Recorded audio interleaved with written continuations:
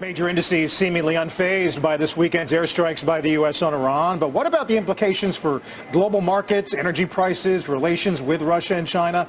Let's bring in Mobius Capital Partners co-founder Mark Mobius, now chairman of the Mobius Emerging Opportunities Fund. Mark, it's a pleasure to have you back. It does sound like you think the safe haven play is going to remain intact until we know more about Iran's intentions.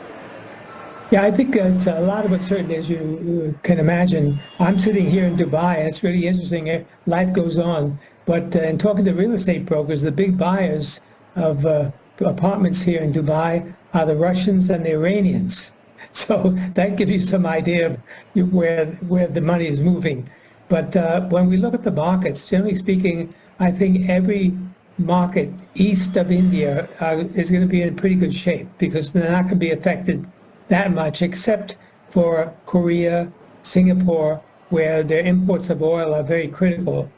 Thailand is down, but some of these markets that do go down would provide a buying opportunity. So I would say Asia looks like it's in pretty good shape at this stage of the game.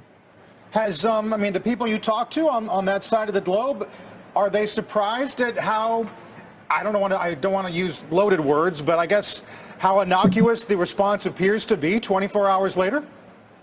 Well, yeah, I think there's no question about it. But also there's a lot of uncertainty. So people say, okay, wait and see. We don't want to move. We don't want to do anything until we see what the next step is. And so there's definitely that kind of attitude. But you're absolutely right. There's no panic. There's no feeling that you got to get out immediately and generally not do anything.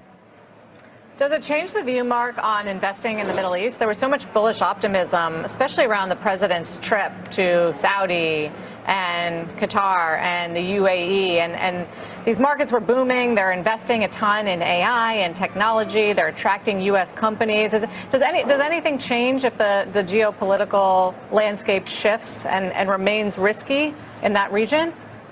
Well, there's no question. There is a fear that something will break out with Iran and the U.S. And if you look at movements, you'll see that all the American airlines have canceled flights coming to this region. We're thinking of going to Japan in a few weeks, and to go through Qatar could be a problem. So there's no question that it's had an impact, but it hasn't been seen in the markets yet. Mainly because people are not doing anything; they're just holding. But if something happens between the U.S. and Iran, then this region will not be very good. What about China? Does it change your view on China at all, or has your view been changed on China given the increasing confrontation? I would say certainly over trade and also militarily potentially. Well, up to now. I felt more bullish on China simply because I expect there to be a change. I expect Xi Jinping to bow out, to be out of the picture, and a more liberally minded, market-oriented leadership will take its place. So I think that's one of the reasons why you'll see the China market is beginning to move up again. But if China gets involved with the Middle East situation, then all bets are off. Is that informing your view on how you think trade negotiations will progress? Yes, I think China realizes they've got to improve relations with the U.S., at least up to now. He will probably bow out and a new leadership will take place. Now, if that leadership achieves its objectives of getting the U.S.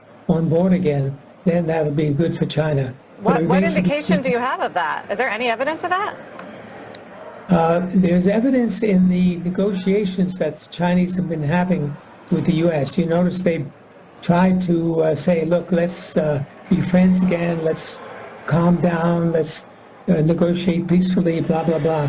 But don't forget, China today, there are two sides. There are those, the hardliners and the softliners. And we're now in a situation in China where it's quite tenuous.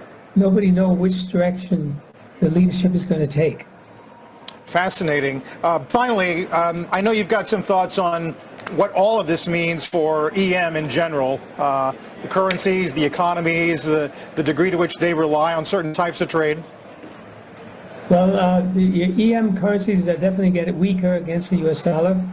You can see that, which is not a bad thing because their exports become more affordable and helps them on the trade situation. But generally speaking, I think emerging markets will do pretty well in this environment, particularly as I mentioned, everything east of India, including India, by the way. I'm still very, very bullish on India. So I think these markets will do okay.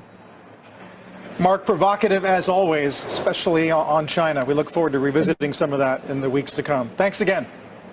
Thank you. Mark Mobius. Still to come on the show, how